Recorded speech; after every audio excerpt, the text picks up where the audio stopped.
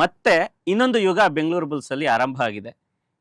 ಈಗ ಎಲ್ಲ ರೀತಿಯಲ್ಲೂ ಸಿದ್ಧತೆ ಮಾಡ್ಕೊಂಡಿದ್ದೀರಿ ಅಂತ ಅನ್ಕೋತೀನಿ. ಯಾಕೆಂತಂದ್ರೆ ಈ ಬಾರಿಯ ಕಪ್ಪನ್ನ ಗೆಲ್ಲೋದಕ್ಕೆ ಆಕ್ಷನ್ ಹೇಗಾಯ್ತು? ತಂಡ ಹೇಗಿದೆ? ಆಕ್ಷನ್ ಚೆನ್ನಾಗೇ ಆಗಿದೆ ಈ ಸಲ.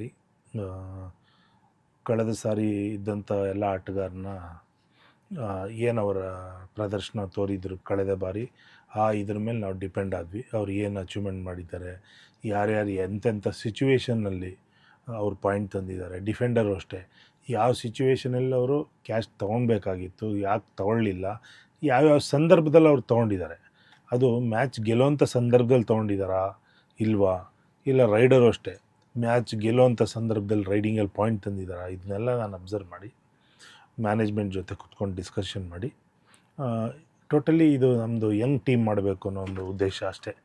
ಯಂಗ್ಸ್ಟರ್ಸ್ ಇದ್ದರೆ ಏನಂದರೆ ಆ ಹುಡುಗರಲ್ಲಿ ಒಂದು ರಾಜಕೀಯ ಮತ್ತು ಬೇರೆ ಏನೂ ಇರೋದಿಲ್ಲ. ಅವ್ರ ಮನಸ್ಸಲ್ಲಿ ನಾವು ಪ್ರದರ್ಶನ ತೋರಬೇಕು, ನಾವು ಹೆಸರು ಮಾಡಬೇಕು, ಕಪ್ ಗೆಲ್ಬೇಕು, ಈ ಒಂದೇ ಮನಸ್ಥಿತಿಯಲ್ಲಿ ಇರ್ತಾರೆ. ಚೆನ್ನಾಗಿ ಆಡಬೇಕು, ನಾವು ನಮ್ಮ ಸಾಧನೆ ಏನಿದೆ ನಾವು ಎಲ್ಲರೂ ನೋಡೋ ಥರ ನಾವು ಆಡಿ ನಮ್ಮ ಟೀಮ್ಗೆ ಒಂದು ಒಳ್ಳೆ ಪ್ರದರ್ಶನ ಕೊಟ್ಟು ಟೀಮ್ ಮುಂದಕ್ಕೆ ತರಬೇಕು ಅನ್ನೋ ಆಸೆ ಆ ಹುಡುಗರಲ್ಲಿರುತ್ತೆ.